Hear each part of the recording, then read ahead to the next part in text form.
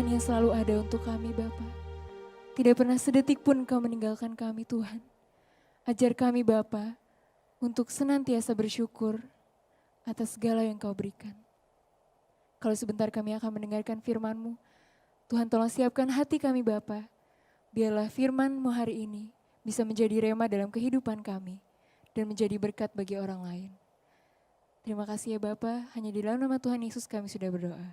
Semua yang percaya katakan, amin.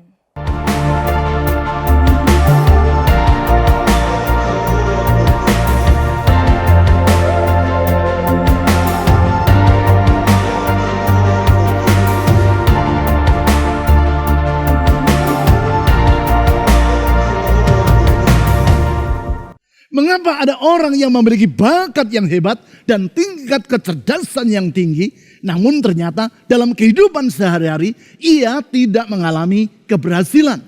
Hal ini dapat kita lihat pada teman-teman sekolah kita di masa dulu. Tentu saudara masih ingat akan teman-teman saudara yang dipandang sebagai para murid yang sangat pandai. Nilai ujian mereka selalu di atas teman-teman yang lain. Sedemikian pandainya sehingga kalau ada tes, guru belum selesai menulis soal di papan tulis, mereka sudah selesai menulis jawabannya. Luar biasa bukan? Sekarang sekian tahun telah berlalu dan mereka telah bekerja. Ternyata kita dapati sebagian dari mereka karir atau usahanya dalam keadaan yang begitu saja. Sedangkan kita yang dulu nilainya pas-pasan bahkan dapat lulus sekolah hanya karena diloloskan oleh guru atas dasar belas kasihan, ternyata sudah bekerja justru mencapai keberhasilan yang lebih daripada mereka yang sangat pandai tersebut. Mengapa demikian? Apakah karena untuk mencapai keberhasilan orang tidak perlu bahkan tidak boleh memiliki kepandaian yang bersifat istimewa? Tentu memiliki kepandaian yang menonjol adalah boleh-boleh saja. Karena dalam kenyataan ada orang yang pandai dan mereka berhasil dalam pekerjaannya.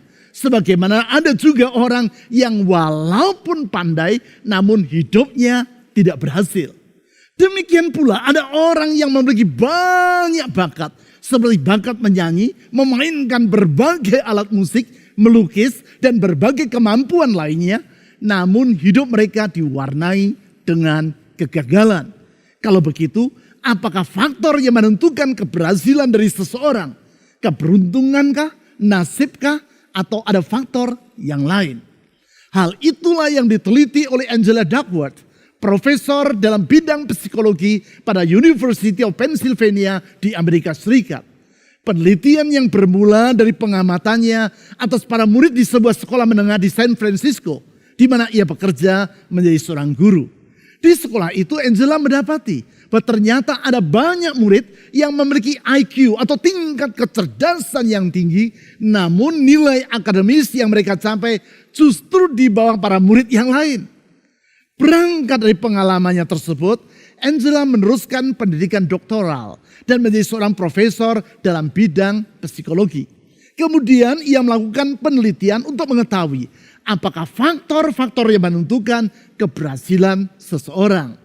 Berdasarkan penelitian yang ia lakukan di berbagai lembaga pendidikan, termasuk di Akademi Militer Amerika Serikat yaitu West Point, ia mendapati bahwa keberhasilan seseorang tidaklah semata-mata ditentukan oleh tingkat kecerdasan yang bersangkutan. Namun grit atau ketabahan orang itu juga memiliki peranan yang menentukan. Hasil penelitian tersebut ia tuangkan dalam bukunya yang berjudul Grit, The Power of Patience and Perseverance.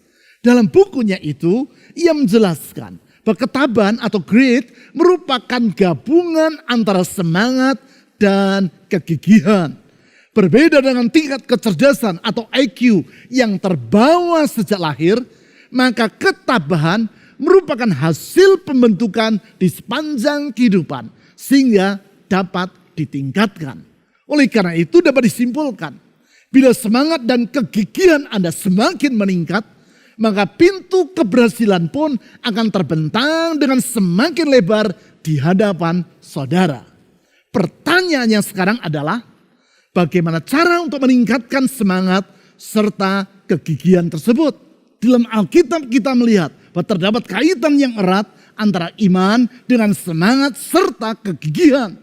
Hal ini dapat kita lihat antara lain dalam diri seorang perempuan yang sakit pendarahan selama 12 tahun. Dengan gigih ia berjuang untuk menjamah jubah Yesus. Karena ia yakin bahwa dengan menyentuh jubah Yesus, maka ia akan mengalami kesembuhan. Yesus menyebut sikap yang gigih ini sebagai wujud dari iman perempuan tersebut. Dari situ kita dapat menarik pelajaran. Bahwasanya iman dan kegigihan adalah berjalan seiring. Sehingga orang yang sungguh-sungguh beriman akan hidup dengan sikap yang tabah, gigih, dan tidak mudah menyerah. Oleh karena itu, apabila iman seseorang semakin bertambah teguh, maka kegigihan yang bersangkutan juga akan semakin meningkat. Dan pada gilirannya, maka keberhasilan pun akan menyertai hidupnya. Untuk melihat hubungan antara iman dan kegigihan ini, mari kita membaca kisah kehidupan perempuan tadi yang antara lain dicatat dalam Markus pasal 5 ayat 24 sampai 34. Di dalam hal ini, mari kita membaca Markus pasal 5 ayat 24 sampai 29 dan ayat 34 terlebih dulu. Markus pasal 5 ayat 24 sampai 29 dan 34. Lalu pergilah Yesus dengan orang itu. Orang banyak berbondong-bondong mengikuti dia dan berdesak-desakan di dekatnya. Adalah di situ seorang perempuan yang sudah 12 tahun lamanya menderita pendarahan. Ia telah berulang-ulang diobati oleh berbagai tabib sehingga telah dihabiskannya semua yang ada padanya. Namun sama sekali tidak ada faedahnya. Malah sebaliknya keadaannya makin memburuk. Ayat 27. Dia sudah mendengar berita-berita tentang Yesus. Maka di tengah-tengah orang banyak itu, ia mendekati Yesus dari belakang dan menjamah jubahnya. Sebab katanya, asal ku jamah saja jubahnya, aku akan sembuh. Ayat 29. Seketika itu juga berhentilah pendarahannya dan ia merasa bahwa badannya sudah sembuh dari penyakitnya. Ayat 34. Maka katanya, kata Yesus kepada perempuan itu, hai anakku, imanmu telah menyelamatkan engkau. Pergilah dengan selamat dan sembuhlah dari penyakitmu. Sebagaimana yang telah saya sebutkan tadi. Di sini kita berjumpa dengan seorang perempuan yang sudah 12 tahun lamanya menderita sakit pendarahan. Yang bersangkutan telah mendengar berita tentang bagaimana Yesus dengan kuasanya yang tidak terbatas menolong berbagai orang yang menderita. Hari itu Yesus sedang berjalan di kotanya. Ia tidak ingin menyia-nyiakan kesempatan tersebut. Ia berharap bahwa sebagaimana Yesus telah menolong orang lain, demikian pula Yesus akan menolong dirinya, yaitu dengan menyembuhkan yang bersangkutan dari pendarahan yang ia alami. Namun sebagaimana ditulis di ayat 24, saat itu ada banyak orang yang sedang mengerumuni Yesus, sehingga tidaklah mungkin bagi perempuan tersebut untuk berbicara dan memohon pertolongannya. Menghadapi situasi ini, yang bersangkutan bukannya menyerah dan berkata, aku sudah berusaha, namun halangan yang kuhadapi sangatlah besar. Sudahlah, lebih baik aku pulang saja. Memang sudah nasibku untuk menderita seperti ini. Bukan itu yang dikatakan dan bukan itu pula yang menjadi sikap dari sang perempuan tadi. Ia berkata, asal ku jamah saja jubahnya, aku akan sembuh. Kemudian dengan gigih ia berjuang dan mendekati Yesus dari belakang. Lalu menjamah jubahnya. Sebagaimana yang dicatat ayat 29. Kegigihan yang bersangkutan membuahkan hasil. Yaitu seketika itu juga berhentilah pendarahannya. Menanggapi kegigihan dari sang perempuan tadi. Di ayat 34 dicatat bahwa Yesus berkata kepada yang bersangkutan, hai anakku, imanmu telah menyelamatkan engkau. Secara kasat mata, yang kita lihat adalah kegigihan dari perempuan tersebut dalam berjuang. Sedangkan Yesus melihatnya sebagai keteguhan dari imannya. Dengan kata lain, di sini Yesus melihat bahwa kegigihan dari perempuan tersebut merupakan wujud dari imannya. Sehingga kita dapat menyimpulkan bahwasanya terdapat kaitan yang erat antara iman dan kegigihan. Di dalam hal ini yaitu iman akan mengakibatkan orang yang pertama, dengan gigih tidak menyerah kepada keputusasaan. Saya ulang, yang pertama, dengan gigih tidak menyerah kepada keputusasaan. Walaupun sebenarnya secara manusiawi adalah wajar apabila perempuan ini hidup dalam keputusasaan. Bagaimana tidak? Selama 12 tahun berbagai upaya yang ia lakukan untuk mengalami kesembuhan dari pendarahan yang ia derita tidak membuahkan hasil seperti yang ia harapkan. Sebagaimana yang ditulis di ayat 26, berulang-ulang ia telah diobati oleh berbagai tabib, namun ia tidak juga kunjung sembuh, bahkan kesehatannya semakin memburuk. Bukan itu saja, sekarang harta yang ia punyai telah habis untuk membiayai pengobatan yang ia jalani. Coba bayangkan, semua upaya yang pernah ia lakukan tidak membuahkan hasil. Hartanya habis dan kesehatannya semakin merosot. Kalau dulu, yaitu dikala ia masih memiliki harta, mungkin setiap kali mendengar informasi tentang seorang tabib yang hebat, maka perempuan ini akan segera pergi kepada tabib tersebut untuk berobat.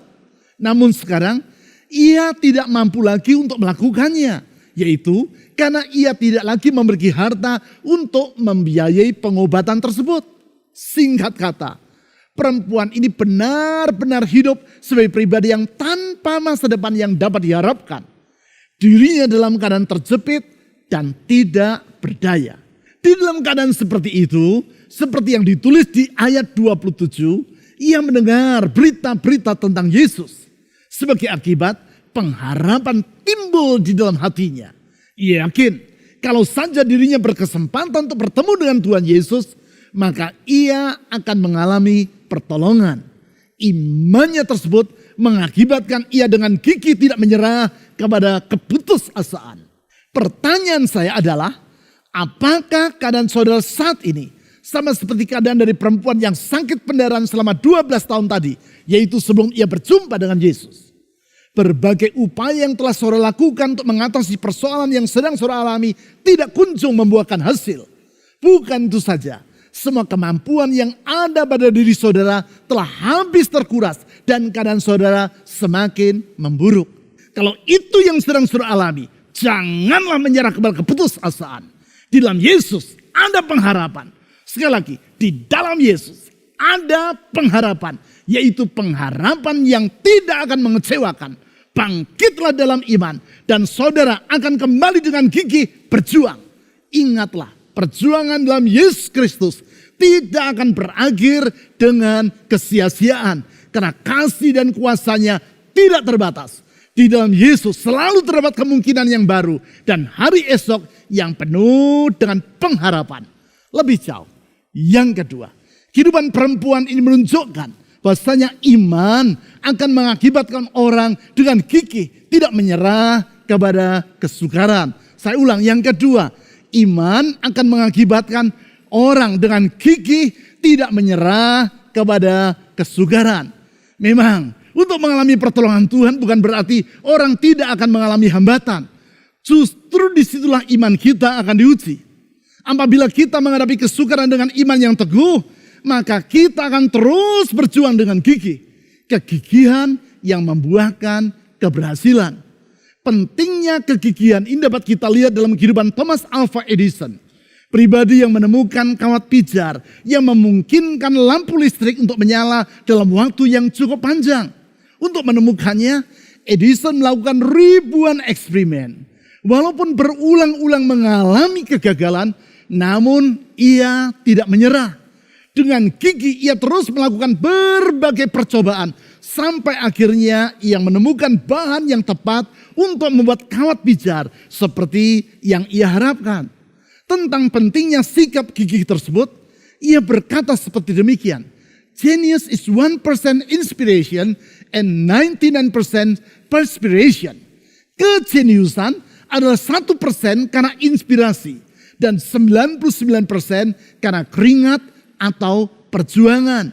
Artinya seseorang disebut sebagai pribadi yang jenius bukan sekadar karena bakat yang ada pada dirinya, namun karena kegigihannya dalam berjuang. Apabila kegigihan Thomas Alva Edison mengakibatkan dirinya tidak berhenti untuk berjuang dan memampukan dirinya untuk menghasilkan berbagai penemuan yang bermanfaat bagi kemanusiaan, terlebih lagi kegigihan karena iman kepada Tuhan. Kegigihan seperti itulah yang ada pada diri perempuan yang mengalami sakit pendarahan selama 12 tahun tadi. Menghadapi kesukaran untuk bertemu dan berbicara dengan Tuhan Yesus, yaitu karena banyaknya orang yang berkerumun di sekitar Yesus, yang bersangkutan tidak menyerah. Di ayat 27 ditulis bahwa ia berjuang untuk mendekati Yesus dari belakang dan menjamah jubahnya. Iman yang ada pada dirinya mengakibatkan perempuan ini tidak membiarkan kesukaran menjadi penghalang bagi dirinya untuk meraih apa yang ia harapkan. Ia terus berjuang sampai pengharapannya menjadi kenyataan.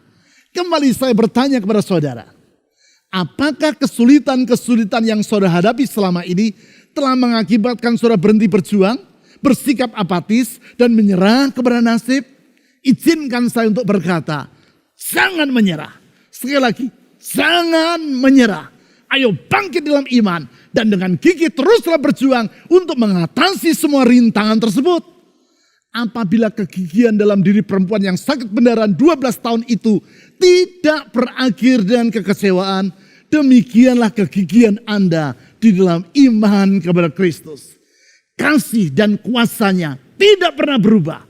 Oleh sebab itu, sebagaimana iman kepada Tuhan Yesus telah membuka pintu mujizat bagi perempuan tadi, demikianlah hal yang sama akan dapat saudara alami dalam kehidupan Anda. Sekarang, yang ketiga, iman akan mengakibatkan orang dengan gigih bertindak untuk menjangkau pertolongan Tuhan. Saya ulang, yang ketiga, iman akan mengakibatkan orang dengan gigih bertindak untuk menjangkau pertolongan Tuhan. Artinya, iman akan membuat orang bersikap aktif dan tidak menyerah kepada nasib. Orang yang beriman tidak hanya sekadar memimpikan masa depan sebagaimana yang ia harapkan. Dan di saat yang sama, ia hanya duduk diam serta tidak bertindak untuk mewujudkan harapannya tersebut. Bukan, itu bukan wujud dari iman. Yang menjadi persoalan adalah banyak orang yang percaya bahwa Tuhan adalah sang penolong yang sangat ia perlukan. Namun ia tidak bersedia untuk bertindak, yaitu berdoa untuk memohon pertolongan Tuhan. Yang bersangkutan merasa enggan untuk menyisihkan waktunya guna mengikuti pertemuan doa. Dan ia memiliki banyak alasan untuk hal itu. Ia beralasan bahwa dirinya tidak punya waktu. Padahal untuk menonton drakor atau drama Korea, ia punya banyak waktu. Ia beralasan bahwa di masa pandemi sebaiknya orang menghindari pertemuan dengan orang lain. Padahal pertemuan doa tersebut dapat ia ikuti secara online. Ia beralasan bahwa mengikuti doa lewat online kurang menyentuh hati, tidak dapat merasakan suasananya, dan banyak alasan lainnya. Padahal kalau menonton pertandingan sepak bola di televisi, ia mengikutinya dengan penuh antusias dan berteriak-teriak memberi semangat kepada tim yang ia jagokan. Heran. Menonton pertandingan sepak bola lewat televisi, ia dapat menghayati. Menonton drakor lewat online, ia dapat ikut menangis bersama dengan si artis. Namun berdoa secara online, ia berkata kurang menyentuh hati. Singkat kata, untuk banyak hal yang lain, orang ini bersedia bertindak untuk mengatasi rasa enggan dalam dirinya. Namun untuk mengalami pertolongan Tuhan, ia membiarkan kemalasan menguasai hatinya. Tetapi tidak demikian halnya dengan orang yang sungguh-sungguh beriman kepada Tuhan. Yang bersangkutan tidak akan membiarkan penghalang merintangi hidupnya. Memang sesungguhnya penghalang yang terbesar bagi kita untuk mengalami pertolongan Tuhan bukan berada di luar diri kita, namun di dalam hati kita sendiri. Sikap penuh iman seperti itulah yang ada pada perempuan yang kehidupannya sedang kita pelajari ini. Iman yang ada dalam dirinya mengakibatkan yang bersangkutan dengan gigih bertindak untuk menjangkau pertolongan Tuhan. Di tengah kerumunan orang banyak, ia mengulurkan tangannya untuk menjamah jubah Yesus. Di ayat 28 disebut alasan dari tindakannya tersebut. Dikatakan demikian. Markus pasal 5 ayat 28. Sebab katanya, asal ku jamah saja jubahnya, aku akan sembuh. Perhatikan kata sebab di awal dari ayat ini. Kata sebab merupakan kata yang menghubungkan dua kalimat. Di dalam hal ini, kata di belakang kata sebab merupakan alasan dari kalimat yang berada di depannya. Sehingga mengapa perempuan ini dengan gigih bertindak mengulurkan tangan untuk menjamah jubah Yesus? Alasannya adalah karena ia percaya bahwa cukup dengan menyentuh jubah Yesus, maka ia akan sembuh. Itulah percaya atau iman yang diwujudkan dalam tindakan. Itulah iman yang sedemikian bersungguh-sungguhnya sehingga membuat orang bertindak dengan gigih untuk menjangkau pertolongan Tuhan. Bahkan kalau kita baca catatan tentang peristiwa ini di dalam Matius pasal 9 ayat 20 sampai 21, di situ ditulis sebagai berikut. Matius pasal 9 ayat 20 sampai 21. Pada waktu itu, seorang perempuan yang sudah 12 tahun lamanya menderita pendarahan maju mendekati Yesus dari belakang dan menjamah jumbai jubahnya. Karena katanya dalam hatinya, asal ku jamah saja jubahnya, aku akan sembuh. Di sini disebut bahwa perempuan ini menjamah jumbai jubah Yesus. Apakah jumbai itu? Jumbai adalah ujung atau pinggiran pada bagian bawah dari sebuah jubah. Artinya, untuk menyentuh jumbai, orang harus membungkuk atau berlutut terlebih dulu. Sehingga dapat diperkirakan, di tengah kerumunan orang banyak yang berjalan bersama dengan Yesus, perempuan ini merangkak dari arah belakang. Itulah kegigihan. Walaupun kerumunan orang banyak membuat dirinya tidak dapat berbicara dengan Yesus di depan, dan membuat ia tidak dapat menjamah tubuh Yesus dari belakang, ia tidak menyerah. Ia merangkak di belakang Yesus. Diulurkannya tangannya di sela-sela kaki orang banyak. Dijamahnya jubah itu karena ia percaya asal ia menjamah jubah Yesus, maka dirinya akan sembuh. Itulah iman yang gigih. Itulah iman yang dihargai oleh Tuhan Yesus. Itulah iman yang di dalam Markus pasal 5 ayat 30 ditulis sebagai iman yang mengakibatkan kuasa mengalir keluar dari diri Yesus. Sehingga ia bertanya, siapakah yang menjamah jubahku? Apabila orang banyak yang berdesak-desakan dan menyentuh diri Yesus tidak mengakibatkan kuasa mengalir keluar dari dalam dirinya, maka tidak demikian halnya dengan zaman dari perempuan ini. Apa yang membedakannya? Ini perbedaannya. Apabila orang banyak yang berada di sekitar Yesus menyentuh dirinya secara kebetulan, maka perempuan ini menjamah jubah Yesus dengan iman yang gigih. Perjuangan iman tersebut tidaklah sia-sia. Sehingga sebagaimana yang telah kita baca di dalam Markus pasal 5 ayat 34 tadi, Yesus berkata kepadanya, hai anakku, imanmu telah menyelamatkan engkau. Pergilah dengan selamat dan sembuhlah dari penyakitmu. Sekarang, maukah saudara melakukan hal yang sama seperti yang dilakukan oleh perempuan ini? Yaitu dengan iman yang gigih, saudara tidak bersedia menyerah kepada keputusasaan. Dengan iman yang gigih, saudara tidak bersedia menyerah kepada kesukaran. Dan dengan iman yang gigih, saudara bertindak untuk mengalami pertolongan Tuhan.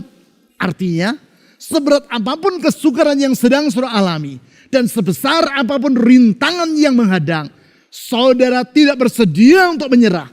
Dengan iman yang gigih, saudara terus mengulurkan tangan kepada Tuhan melalui doa, mengulurkan tangan kepada Tuhan melalui pujian dan penyembahan kepadanya, mengulurkan tangan sampai kuasanya mengalir, menjamah, menyembuhkan, memulihkan, dan mengubah hidup Anda.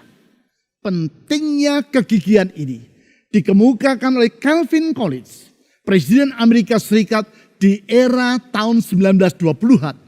Yang bersangkutan dipandang sebagai seorang pemimpin yang mampu menangkap dan membangkitkan semangat kaum menengah di Amerika Serikat ketika pada masa itu Amerika sedang mengalami masa resesi ekonomi yang berat. Di dalam pidatonya yang ia sampaikan pada pertemuan para karyawan New York Life Insurance Company di tahun 1932, ia berkata sebagai berikut, "Tidak ada apapun di dunia yang dapat menggantikan kegigihan. Bakat tidak akan menggantikannya. Tiada yang lebih umum melebihi orang yang berbakat namun tidak berhasil. Kepandaian tidak akan menggantikannya. Orang yang jenius namun tidak dihargai adalah suatu kenyataan. Pendidikan tidak akan menggantikannya. Dunia penuh dengan orang yang berpendidikan namun hidup dengan tidak berguna. Kegigihan dan ketabahan sajalah yang paling berpengaruh." Berarti apapun kesukaran yang sedang saudara hadapi, jangan berputus asa. Berarti apapun penghalang yang sedang merintangi perjalanan saudara, jangan menyerah. Mari di dalam iman kita bangkit dan dengan gigih meraih pertolongan Tuhan Yesus. Tuhan masih tetap bekerja dalam hidup saudara. Kuasanya tidak terbatas. Kasihnya tetap untuk selama-lamanya. Hikmat dan kesetiaannya dapat kita andalkan. Di dalam Tuhan Yesus senantiasa ada pengharapan. Mari kita berdoa.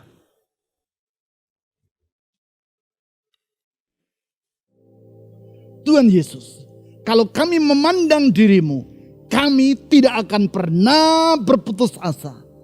Karena di dalam Engkau kami melihat ada pengharapan. Pengharapan yang tidak akan mengecewakan. Karena kasih-Mu, kuasa-Mu, hikmat-Mu, dan kesetiaan-Mu tidak terbatas dan tetap untuk selama-lamanya. Tuhan Yesus, Engkau telah memberi teladan kepada kami untuk hidup di dalam kegigihan. Dengan gigih Engkau menghadapi setiap kesukaran. Dengan gigih Engkau menanggung salib bagi kami sampai mati demi keselamatan kami. Demi membuka pintu jalan keluar dan masa depan yang baru bagi hidup kami. Oleh karena itu saat ini kami berkata, setiap keputusasaan, setiap kekhawatiran, kami tolak dalam nama Yesus Kristus. Kami tidak mau lagi hidup dalam keputusasaan, tetapi dalam iman kami akan bangkit, berjalan bersama dengan Yesus, menyongsong masa depan yang baru yang Tuhan Yesus sediakan. Dalam iman kami akan bangkit, meraih pertolongan Tuhan, karena pertolongan Tuhan Yesus sungguh benar dan pasti adanya. Tuhan Yesus, saya berdoa untuk setiap orang yang memanggil nama-Mu, berseru memohon pertolongan-Mu. Tuhan, ulurkan pertolongan-Mu tepat pada waktunya. Karena kami percaya Engkau tidak pernah terlambat dalam bekerja. Engkau selalu membuka jalan tepat pada waktu-Mu. Oleh karena itu saat ini kami dengan iman berkata, di dalam Tuhan Yesus, pertolongan, mujizat, kesembuhan, pemulihan terjadi dalam nama Tuhan Yesus. Kepada-Mu ya Tuhan Yesus, kami mengangkat doa, iman dan pengharapan kami. Di dalam nama di atas segala nama, nama Yesus Kristus, Tuhan dan Juru Selamat yang hidup. Amin.